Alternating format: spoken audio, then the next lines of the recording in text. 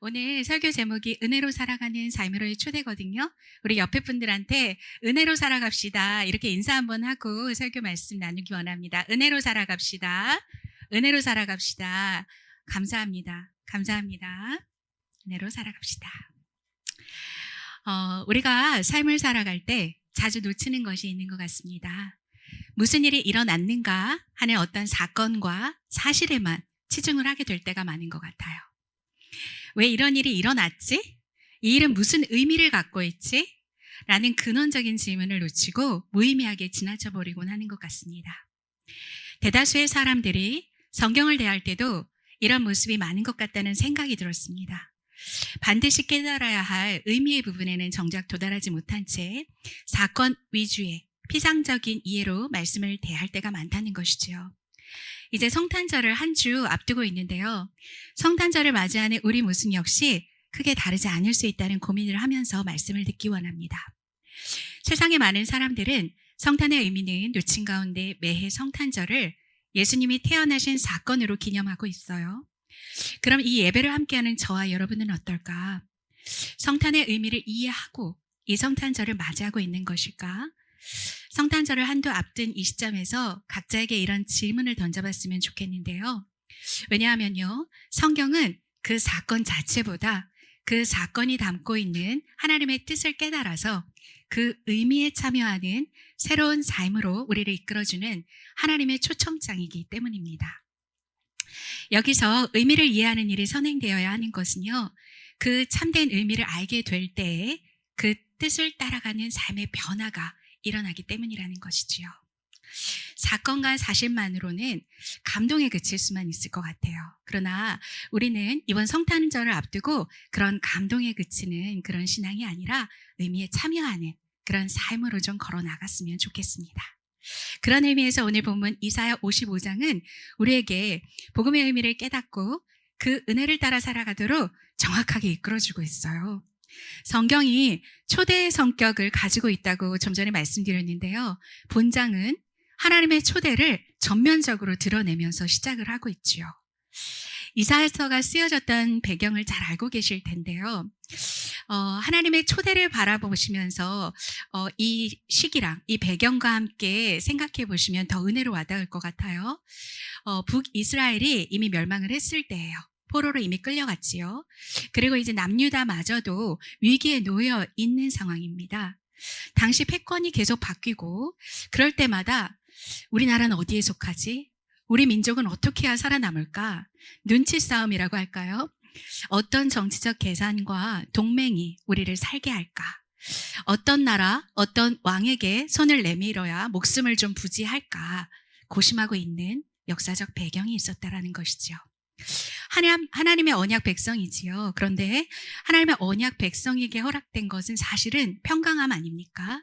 그런데 결국 그 하나님과의 관계성을 놓쳐버리니까 세상의 패권 다툼 가운데 폭력과 억압 가운데에서 아래서 마음이 이리 빼앗겼다가 저리 빼앗겼다가 이리 끌려다녔다가 저리 끌려다니는 눈치작전으로 전전긍긍하며 살아가는 불안정한 신세로 전락하게 된다는 것이지요. 오늘 본문을 보실 때 어디에 속해야 살아남을까? 누구의 손을 잡아야 생존할까? 하는 남유다의 그런 혼란스러운 모습 속에서 그런 혼돈 속에서 우리를 살아가는 저와 여러분들의 모든 인생들의 공허함과 초조함을 좀 비춰볼 수 있기를 바라봅니다.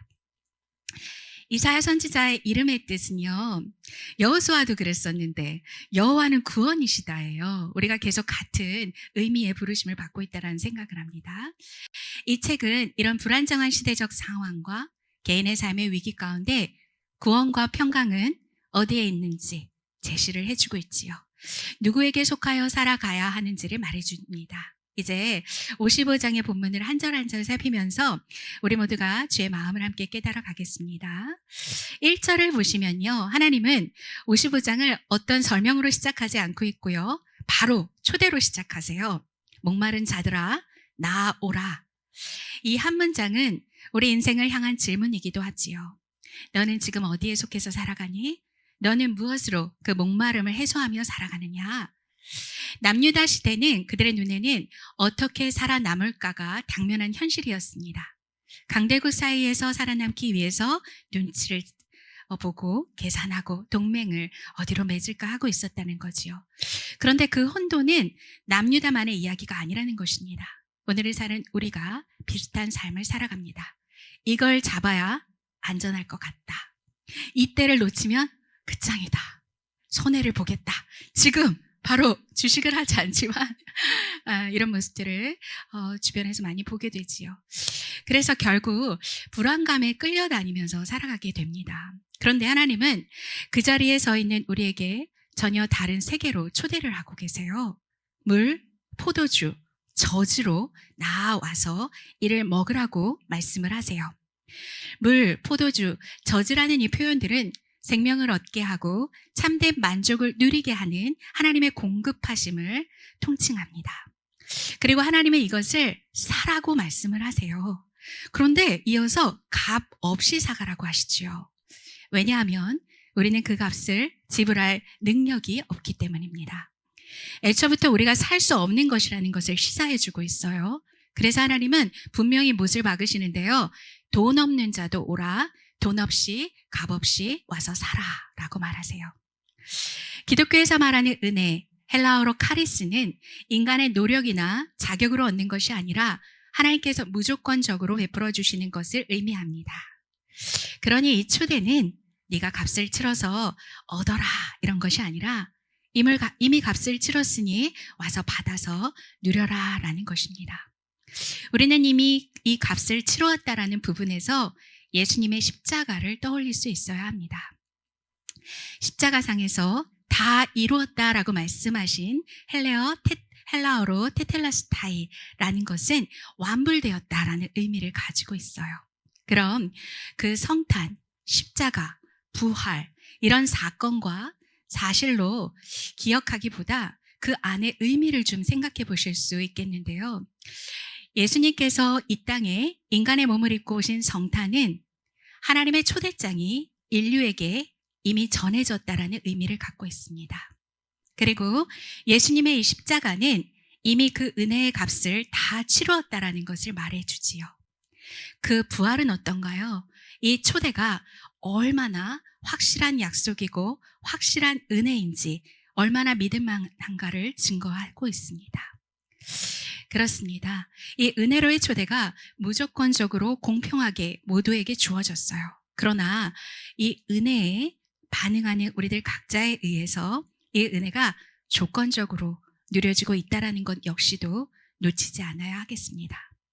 그러니 이제 초점은요, 하나님께서 베풀어 주신 은혜에 우리가 반응하고 응답하는가, 참여하는가에 있겠습니다. 2절로 한번 그럼 향해 볼게요. 하나님은 2절에서 우리 인생의 아둔함과 비참함을 좀 폭로하고 계시는데요. 우리는 양식이 아닌 것을 양식이라고 착각하고 배부르게 하지 못하는 것을 위해 인생을 걸어버린다라는 것이지요. 날로 세상은 발전하고 있고요. 사람들의 지식 수준은 얼마나 높아지고 있습니까? 그런데 이상할이 많지 더 쉽게 속는 것 같아요. 그리고 가치 없는 일로 우리가 굉장히 요동하고 금세 무너지지요. 광고는 끊임없이 말을 하는데요. 이것이 너를 살게 할 거고, 그리고 이것이 없다면은 너는 살지 못할 거야. 세상은 부추깁니다. 마치 그것이 우리들의 안전장치처럼 말이지요. 그러나 하나님께서는 오늘 본문을 통해서 단호하게 말씀을 해주고 계신데요. 그것은 양식이 아니다. 그건 너를 결단코 배부르게 하지 못한다. 그럼 굶주리는 우리, 목마른 우리는 어떻게 해야 합니까?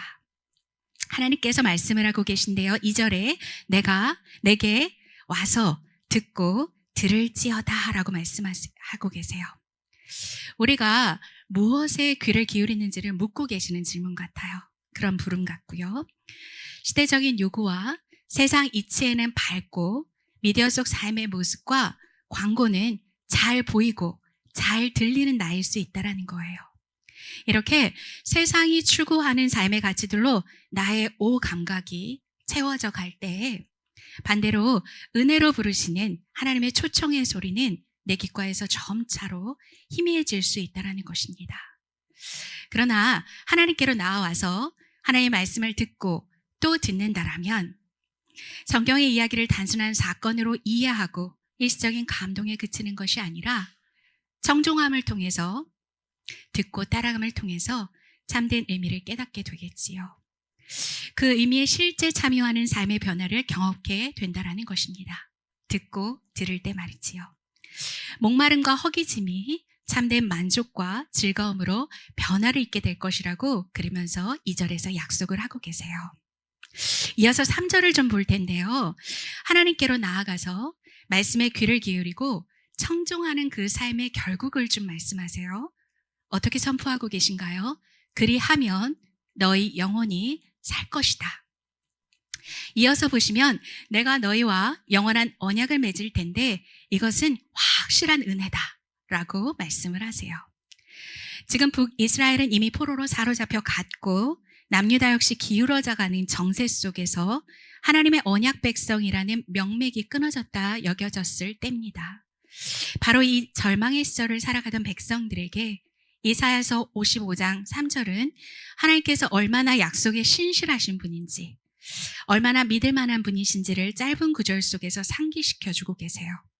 성경의 거대한 이야기 속에서 거대한 그 이야기를 이 구절 속에 담고 있다라는 그런 생각이 들었어요. 하나님께서는 아브라함에게 찾아와서 씨를 약속하셨어요. 그 씨, 그 후손의 약속은 훗날 다윗에게로 이어지게 되는데 사무엘하 7장을 보시면요. 내 씨를 일으켜 세울 것이다 라는 영원한 왕권의 약속으로 명확히 말씀을 하시지요. 우리가 오늘 살피고 있는 이사야서는 당시 몰락하는 이스라엘의 역사 한가운데에서 이스라엘의 조상 아브라함과 다윗에게 허락하신 씨의 약속이 메시아를 통해서 성취될 것이라는 것을 오늘 구절을 포함해서 여러 구절에서 예언하고 있는 것입니다. 성경에서 메시아 예언이 가장 많이 등장하는 책이 이사야서거든요. 그리고 이 약속은 마태복음 1장 1절에 아브라함과 다윗의 자손 예수 그리스도의 계보라라는 말씀을 통해서 그 씨의 약속이 성취되었다라는 것을 확증하고 정확히 예수 그리스도의 성탄으로 그 확실한 은혜가 역사 속에 드러나지요. 바로 그 성탄은 하나님의 그 확실한 은혜가 역사에 드러난 사건입니다. 그러므로 성탄은 한 아기의 탄생이 아니라요. 하나님이 우리를 너무나 사랑하시고 그분이 너무나 심실하셔서 구속사의 모든 약속을 예수 그리스도 안에서 성취하신 확실한 은혜의 표징입니다. 하나님이 다윗에게 하신 쇠하지 않는 영원한 왕권의 약속은 예수 그리스도 안에서 성취되어서 하나님의 초대에 응하는 모든 민족과 백성들 가운데 이제 은혜로 누려지지요. 그러니 오늘 본문의 하나님의 초대는요. 구속사 전체의 결론으로 우리를 부르는 초대입니다. 이 땅에 우리 각 개인에게 진정한 왕이 오셨다는 것입니다. 할렐루야, 아멘. 이를 4절에서 더 확실히 증언합니다. 4절을 보시면요. 하나님은 이 땅에 오신 예수님을 만민 앞에 인도자와 명령자로 세우세요. 이 인도자, 명령자의 원어의 단어를 살피니까요. 왕을 지칭하는 용어입니다. 진짜 왕이 누구인지가 만 백성 앞에 드러난다라는 의미이지요. 예수님의 성탄과 십자가는 단지 우리에게 감동을 주는 희생이 아니라요. 진정한 왕권의 교체이며 확립입니다. 하나님의 초대는 삶의 방식과 체제의 전격적인 교체를 말씀하면서 우리로 선택하게 하세요. 배부르지 못할 것에 은을 요구하는 억압적 폭력적 왕이 지배하던 세상으로부터 대신 갑지불을 하시고 좋은 꼴을 아낌없이 주시는 평화의 왕이 다스리는 하나님의 나라, 은혜로 살아가는 삶으로의 초대라는 것입니다. 계속 값은 값대로 지불을 하면서도요. 배고픔을 채우지도 목마름을 해결하지도 못하던 소진되는 삶을 걸어가고 계십니까? 주님이 우리에게 근본적인 질문을 하십니다. 누가 저와 여러분을 다스리고 있는지, 무엇이 우리의 선택을 주장하고 지배하고 있는지, 무엇이 우리들의 마음을 지금 이 시간 움직이고 있는지. 왕이 바뀌면 삶의 질서가 달라집니다. 그리고 그 질서는 개인에게 영향을 끼치는 것으로 멈추지 않는 것 같습니다. 5절이 그 비전을 보여주고 있어요. 5절을 보겠는데요. 하나님 나라의 초대는 나 한 사람의 위로로 끝나지 않는다는 것입니다. 진정한 왕이 오셔서 회복되어진 개인의 영화로운 삶의 참여는요, 그 은혜가 흘러가고 확장되어져서 열방 회복의 비전으로 이어지지요. 한 사람 한 사람이 진정한 왕이신 예수님의 다스림에 그 삶을 진정으로 의탁하고 그 의로움에 참여하며 살아갈 때 물, 포도주, 젖의 그 생명적 선택이 하나님의 사람들을 통로로 흘러가서 결국 온 열방에 생명의 은혜가 덮인다는 비전을 약속하세요. 어떻게 말씀하고 있나요? 알지 못하던 나라를 우리들이 부를 수 있게 된다는 것입니다. 너를 알지 못하는 나라가 우리에게로 달려올 것이라고 말씀을 하고 있어요. 놀랍지 않나요? 우리 선교사님들이 생각이 나더라고요. 우리 역시도 가정의, 직장의 선교사들입니다. 이전에는 그 은혜에 참여하지 못하고 세상 왕에 속박되었던 나라들이 달려온다고 말씀하고 계세요. 그 선교적 삶을 통해서지요. 은혜로 살아가는 삶의 방식들을 함께 얻고 함께 누리게 됨으로써 말입니다. 당시 이스라엘이 하나님의 약속이 파기되고 버림받은 저주스러운 존재로 스스로 느꼈을 때가 아닙니까? 바로 이때에 거저주시는 은혜의 선물을 약속하실 뿐만 아니라 그 은혜가 얼마나 지극히 풍성한지를 모든 세대에게, 모든 민족들에게 전하게 하는 비전까지 허락을 하고 계신다라는 것이에요. 이제 6절, 7절을 보실 텐데 오늘 본문을 5절만 읽었는데요. 지면상에 또 봉독하시는 분들 대신해서 제가 이 설교 가운데 나누려고 준비를 했습니다. 6절, 7절을 이어서 보시면 이렇게 말씀을 하고 있어요. 오늘 본문은 초대로 시작했었는데 그런데 성경은요. 초청뿐 아니라 경고의 말씀들이 함께 등장합니다. 성경은 초청과 그리고 경고의 성격 두 가지가 같이 함께 공존합니다. 이렇게 말씀하시는데요. 너희는 만날 수 있을 때 주님을 찾으라. 가까이 계실 때 주님을 불러라 라고 말씀을 한다라는 것이죠. 성탄은 멀리 계시는 분이 아니라 우리가 찾고 만나고 부를 수 있도록 인간의 역사 안으로 들어오신 신비이고 은혜입니다. 이 열린 은혜 앞에서 머뭇거리지 않고 이 땅에 회복하신 하나님의 나라를 속히 누리도록 막연한 태도가 아니라 즉각적인 응답을 요청하고 계세요. 물론 오래 참고 기다리시는 자비의 하나님이시지요. 그렇지만 각 개인에게는 육신의 장막을 벗게 되는 개인의 종말의 때가 오고요. 누구나. 또한 세상의 종말이 언제 오는지 우리는 아무도 모릅니다. 하나님의 초대에 온전히 응하지 않는 날 수만큼 속박된 삶의 체제와 방식에 얽매이고 사로잡혀서 인상이 낭비될 수 있음을 우리가 줄이고 목마른 채 살아갈 수 있음을 깨어 분별하기 원합니다. 본문은 즉각적인 응답에 이어서요. 7절에서는 더 구체적인 우리에게 요청을 좀 하고 있는 것 같아요. 어떤 삶의 것을 버리라고 말씀을 하시지요. 우리들의 삶을 세상과 하나님 사이의 중간지대에 적당히 타협하도록 두지 않는 것 같습니다. 눈치 작전을 펴다가 악수를 두는 삶을 살지 않도록 우리에게 애초의 변화를 요구하시지요. 새로운 삶의 방식과 체제에 참여한다는 것은 이전의 방식에 적극적인 거절이 동반되어야 함을 의미합니다. 이전 것을 버리지 않고 새 부대에 새 은혜를 담을 수는 없다는 것이지요. 세상이 부여한 종전의 삶의 패턴과 방식을 덜어내지 않고 새로운 삶의 은혜에 참여는 불가합니다. 양식 아닌 것에 은을 달아주듯이 불의에 참여하고 살아가던 그 길에서 완전히 벗어나서 하나님께로 온전히 돌아오기를 바라시면서 하나님은 버리라 라는 말씀을 끝맺지 않으세요. 또 뭐라고 말씀을 하시냐면 긍휼과 용서를 약속해 주세요.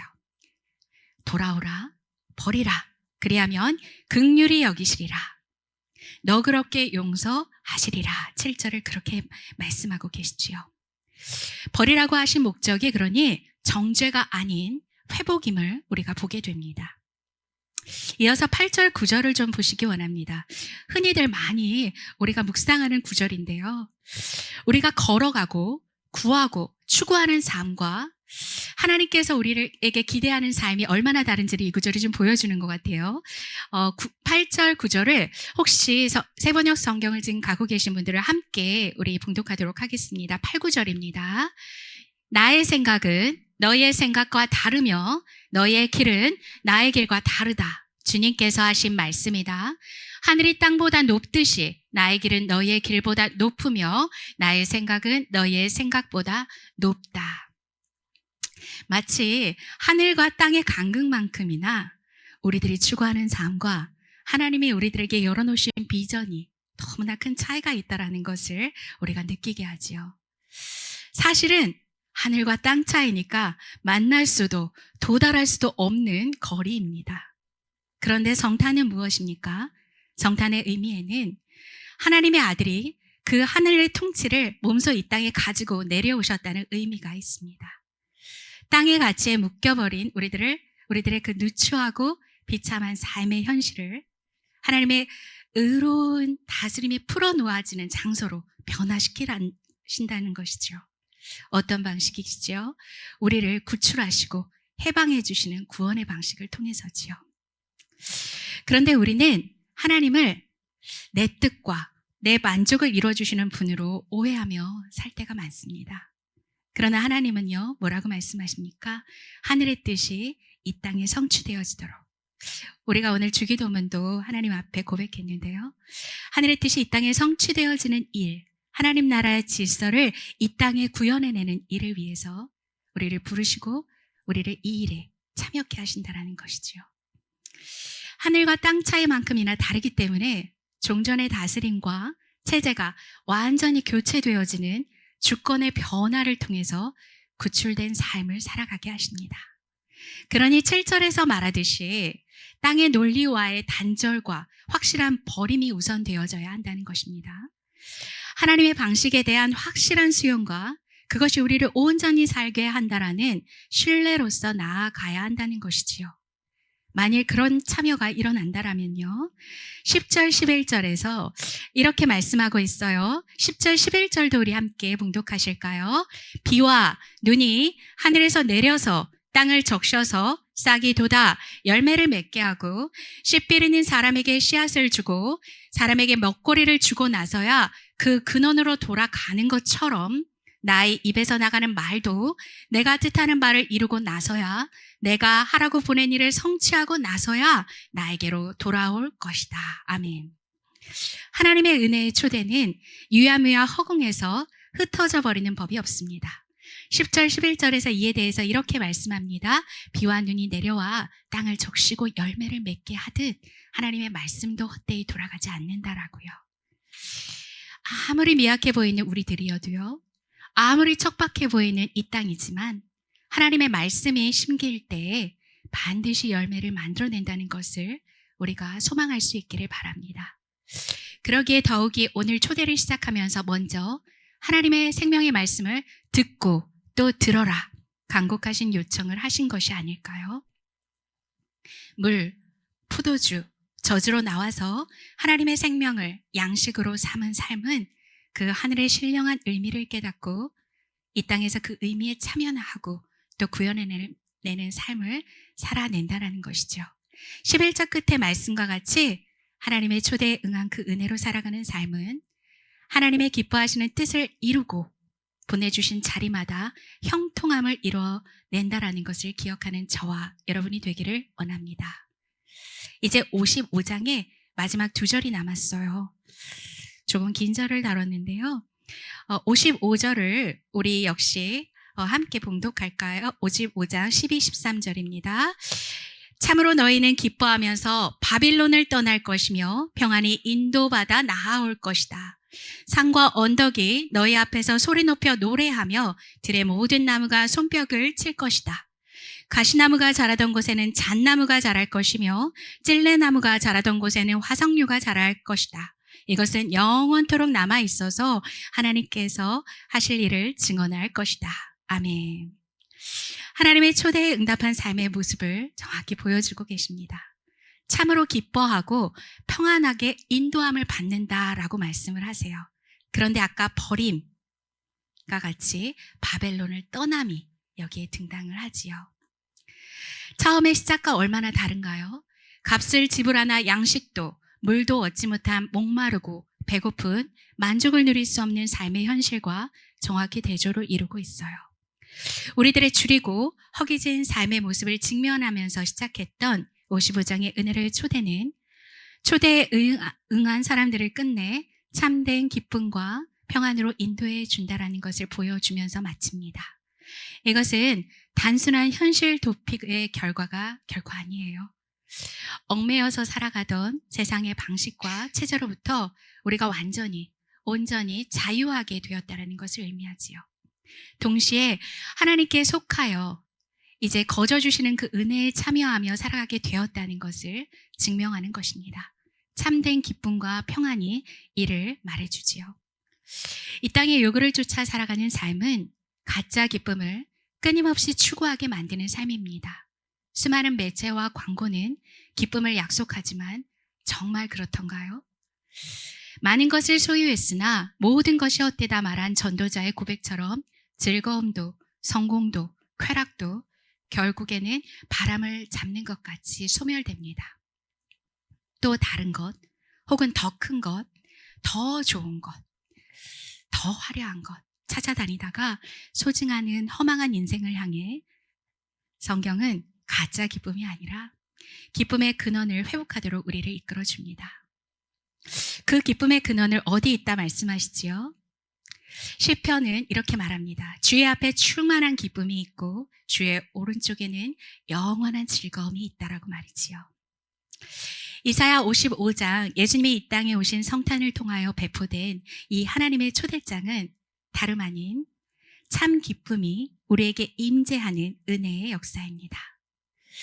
우리들의 영혼을 이것은 살게 하고 말씀과 같이 하나님의 뜻을 이루며 살아가는 영화로운 삶에 참여하게 하며 우리를 참된 기쁨과 평안으로 이끌어주는 정말 값없이 주어진 은혜의 초대장임을 기억하시기 바랍니다. 그리고 이 참된 기쁨과 평안은 5절에서는 예수님이 우리 삶의 인도자, 왕이 되실 때에 온 열방이 달려와서 그 은혜를 함께 누리듯이 13절을 보시면 개인의 회복 차원을 넘어서서요. 이 땅 피조세계 전 영역에 회복된 풍경을 보여주지요. 우리가 함께 읽었던 저주나 고통의 상징이 되던 가시나무, 찔레를 대신해서요. 번영, 소망, 평화를 상징하는 나무들, 잣나무, 화석련 나무가 자라난다는 것입니다. 산과 나무가 언덕이 의인화되어지는데요. 노래를 한다고 말을 합니다. 로마서 8장이 피조물의 탄식을 말하고 있는데 피조물들이 회복되어 나아가는 하나님의 아들들을 고대하고 있다고 로마서는 말을 하고 있는데 참 놀랍지 않습니까? 이토록이나 우리들의 길과 여호와의 길이 땅과 하늘의 현격한 차이같이 다르다는 것입니다. 하나님의 아들들이 일어날 때 우리들의 개인의 삶이 아니라 피조물의 온 우주의 회복을 하나님이 약속하십니다. 이사야 55장은 이것이 여호와의 기념이 될 것이고 영영한 표징이 된다라는 것을 끝으로 증거하면서 마칩니다. 결국에는요, 하나님이 우리 개인의 삶과 피조 세계를 회복하신 그 흔적들이 이 땅에서 끊어지지 않으며 하나님의 살아 역사하심을 증언하는 영원한 소멸되지 않는 은혜의 발자국들이 될 것입니다. 이제 말씀을 맺어가려고 합니다. 사랑하는 성도 여러분, 성탄은 단지 한 사건이 아니라 우리를 새로운 삶으로 이끄시는 하나님의 초대장이라는 것을 오늘 말씀을 통해 함께 배웠습니다. 초대장은 이미 도착했습니다. 성탄, 이미 이 땅에 바로 오신 예수님이 바로 우리를 은혜로 이끄시는 하나님의 초대장이라는 것이지요.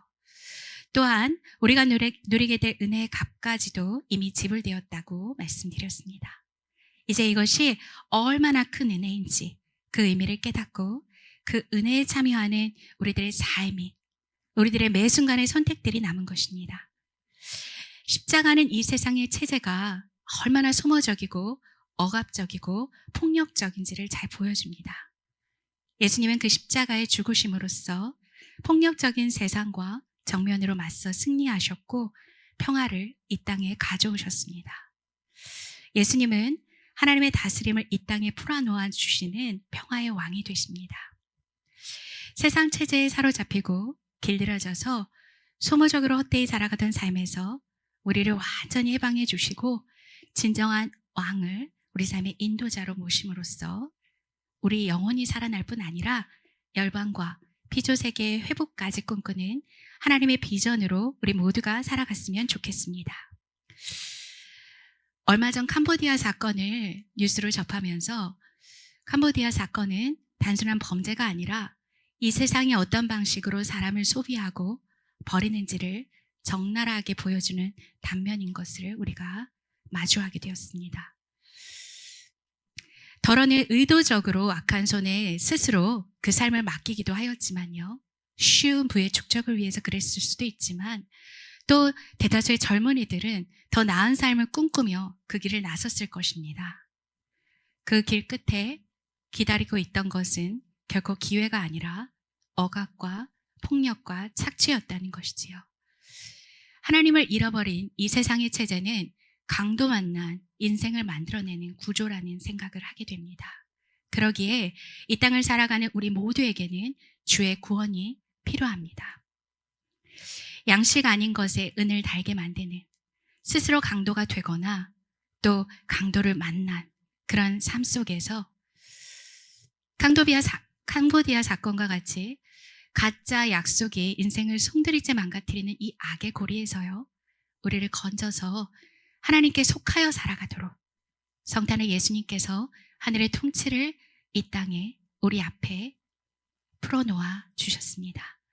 먼저는 이 초대의 그 의미를 더 이상 놓치지 않아야 하겠습니다. 하나님의 초대에 응하고 참여하는 영원한 그 약속을 누리는 우리 모두가 되어야 하겠습니다. 생명의 말씀을 듣고 들음으로써 악과 불의는 거절하고 바벨론을 떠나듯 버리고 이 땅에 하나님의 통치가 실제라는 것을 우리의 삶을 통해서 몸소 나타낼 수 있기를 원합니다. 우리는 무력하나 그래서 삶의 주체와 방식을 진정한 왕 예수 그리스도로 완전히 교체해 주시는 방식을 우리에게 허락해 주셨다는 것을 잊지 않고 소모적인 삶이 아닌 하나님이 기뻐하시는 뜻을 이 땅에 실현하는 형통한 삶을 사게 되기를 간절히 원합니다. 나아가서 오늘 본문의 하나님의 초대가 열방과 피조세계의 온전한 회복으로 이어지듯이 참된 기쁨과 평강을 누리고 증거하는 우리 삶의 발자국들이 강도와 같은 세상, 강도 만난 인생들에게 건네는 또 하나의 하나님의 초대장이 되어서 누가 이 강도 만난 자의 이웃이 되어주겠는가? 하나님의 물음에 대한 우리의 순종이 되어서 성탄의 가치와 의미가 우리들의 삶을 통해 온 세계로 확장되어 가기를 주의 이름으로 축원합니다. 아멘.